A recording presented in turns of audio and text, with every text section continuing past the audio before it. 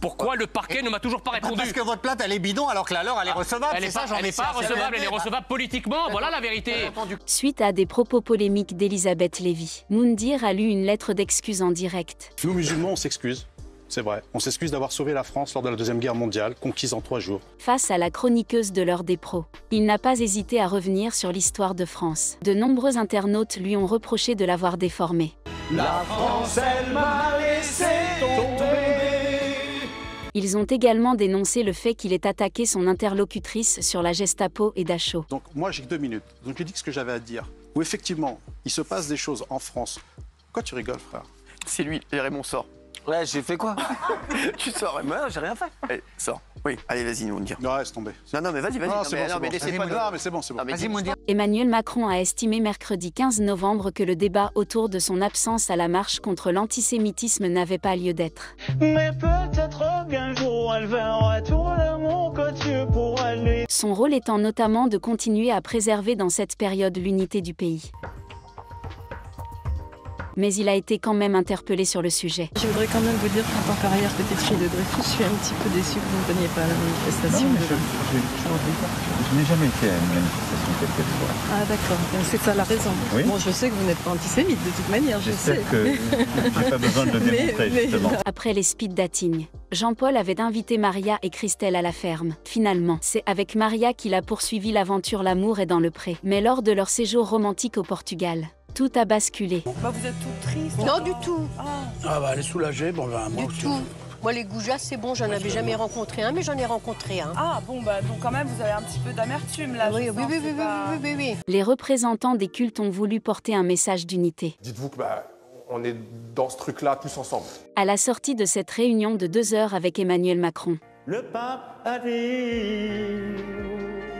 le grand rabbin de France Haïm Corsia, qui dénonce la récupération médiatique. Où étaient nos compatriotes musulmans, personnalités hier? Où était Kylian Mbappé? A souligné des mots très forts du chef de l'État, en particulier sur l'empathie que l'on doit avoir les uns envers les autres. Il y avait des musulmans dans la marche et j'allais dire grâce à Dieu, personne n'avait à montrer un certificat de baptême ou de circoncision pour participer à cette marche. C'est quand même incroyable qu'on arrive à faire des débats sur tout. Plus de 105 000 personnes ont défilé à Paris dans le cadre de la marche contre l'antisémitisme. Plus de la moitié des hôpitaux de Gaza sont désormais hors d'état, conséquence des frappes israéliennes. Parmi ces participants se trouvait le Rassemblement national, Nous sommes exactement là où nous devons être. dont la présence a suscité de vives réactions. Il fallait se rassembler contre l'antisémitisme et que les forces d'extrême droite n'y étaient pas les bienvenues. La France insoumise a notamment refusé de se mobiliser à cette occasion aux côtés du RN, qu'il juge hypocrite. Je pense que la lutte contre l'antisémitisme a été vidée de son objet pour devenir simplement un objet de lutte entre partis politiques. C'est quoi les valeurs de la République de Renaissance? C'est de supprimer l'aide médicale d'État, c'est de supprimer le droit du sol. En fait, c'est ça la valeur de la République, ça veut rien dire. La lutte contre l'antisémitisme, c'est la lutte contre les antisémites. Après la réponse de la ministre chargée de l'égalité entre les femmes et les hommes. Depuis 11h25 ce matin, je travaille gratuitement. Bérangère Couillard, assurant que la France avait l'une des législations les plus répressives d'Europe en la matière. Sandrine Rousseau a utilisé le temps de parole qu'il lui restait pour lui répondre. Pour les seuls 0,6% de condamnation des viols en France, nous qui sommes sans passé, les femmes, depuis la Rousseau étant les... Je vous remercie, vous n'avez plus la parole. Pour sa première quotidienne de la semaine, Cyril Hanouna a multiplié les tensions dans TPMP. Ce qu'on jette sur le feu pour attiser un conflit. L'huile. Samuel, oui. Parallèlement à une lettre de Moundir qui suscite une vive polémique, Elisabeth Lévy s'est attiré les foudres de Gilles Verdez. Aujourd'hui, l'antisémitisme qui pose un problème de vie aux Juifs, il vient en général de musulmans, pas des musulmans, de musulmans. Ce dernier a reproché à la chroniqueuse de l'heure des pros d'avoir prononcé une phrase horrible. Les terroristes étrangers qui frappent prétendument au nom de l'islam, ils dévoient l'islam. Donc ce que vous faites, c'est stigmatiser 6 millions de personnes en leur crachant dessus et vous crachez votre haine d'une manière qui est ignominieuse. Il y en a ras-le-bol, c'est insupportable. D'accord, votre festival de grands mots aussi commence à bien faire. Alessandra Sublet a glissé un petit tacle à Christophe de Chavannes, à la base plutôt subtil. Elle remerciait le producteur de l'avoir encouragée à rester elle-même à l'écran, ce que n'avait pas fait son précédent employeur, Christophe de Chavannes, qui l'avait virée au bout d'un mois et demi. Moi, quand je dis je rends à César ce qui est à César, Christophe m'a mis à l'antenne. Après, il m'a fait grandir très vite, puisqu'effectivement, j'ai été virée de cette émission au bout de 2 mois. D'ailleurs, tu ne me l'as pas dit directement. Toutes ces petites choses te font grandir. Moi, à l'époque, j'avais 27 ans. Je me suis dit, le monde de la télévision, c'est ça. C'est moi, j'ai compris, t'es une merde. Matt Pokora devrait jubiler de sa victoire aux Energy Music Awards vendredi. Ne le faites plus. Puisqu'il a remporté son 16e trophée lors de la cérémonie. Seulement, ce prix a un goût visiblement très amer. Il se passe trop de choses là. La production a en effet décidé que les résultats de la catégorie de la tournée francophone de l'année, où il était nommé, seraient annoncés hors antenne. Pour moi, c'était très frustrant de me dire qu'il n'y ait même pas une annonce oralement qui a été faite en disant voilà, les artistes ne sont pas là, vous imaginez bien, ils sont en tournée, donc on va juste annoncer le gagnant. Oui, vous regrettez que ça n'ait pas eu le même traitement. Juste de mettre ça dans le générique, c'est comme si ça n'avait pas existé, en fait, la catégorie. Une sorte de mea culpa, englué depuis plusieurs jours dans une polémique pour avoir tenu des propos tendant à relativiser les actes commis par le Hamas. Le député insoumis David Guiraud a annoncé ce lundi 13 novembre qu'il comptait assister à la retransmission de la vidéo de 48 minutes documentant la journée du 7 octobre. Rendez-vous compte quand même que les médias diffusent ces informations, il n'y a aucun mea culpa, hein. Mais en attendant, ils retransmettent ces éléments-là. Hein. Le bébé dans le four. Ça a été fait, en effet, par Israël.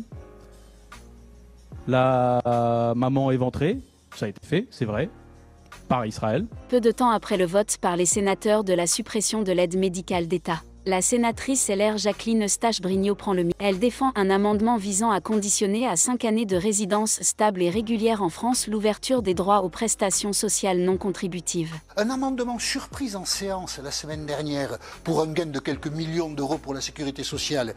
Les couples étrangers en situation régulière ne verront pas les allocations familiales versées à leurs enfants au bout de 6 mois, mais au bout de 5 ans, juste pour les embêter. En situation régulière, ça ce sont des poussées xénophobes. Didier Deschamps n'est jamais le dernier pour se montrer sarcastique avec les journalistes. Le sélectionneur de l'équipe de France était présent en conférence de presse pour le premier jour du rassemblement des Bleus en marge des derniers matchs de qualification pour l'Euro 2024.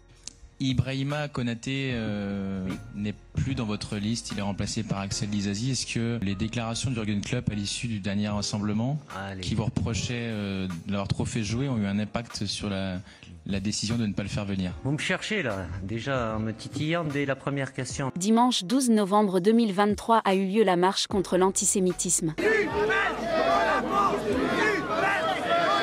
Jordan Bardella, le président du Rassemblement national, était sur le plateau de Touche pas à mon poste pour réagir à la polémique engendrée par la présence de son parti à ce rassemblement. Vous comprenez la décision de Jean-Luc Mélenchon de ne pas aller à la marche? Ah oui? Non, mais Jean-Luc Mélenchon. Oui, parce que moi, je n'aurais pas marché aux côtés de M. Bardella. Il faut que vous sortiez du plateau alors, parce que... Ah oui, c'est vrai. Non, alors attendez, je précise quand même.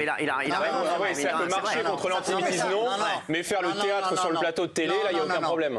Le policier à l'origine du tir ayant entraîné la mort de jeune Naël à Nanterre en juin a été remis en liberté mercredi 15 novembre. Les esprits se chauffent sur le sujet. Il y a une personne qui dîne aujourd'hui tous les soirs sans son fils et une autre qui rentre chez elle millionnaire. Mme Marcel, j'aurais dû prendre un Lexomil avant de rentrer en émission. Non, Mathieu Vallée, franchement... laissez-moi parler. Non, oui, mais ce genre de remarque, honnêtement, ça fait... Moi, ce genre d'interruption, ça me laisse pas parler. Honnêtement, c'est vexant, ça sert à rien. Ça me vexe de pas pouvoir parler.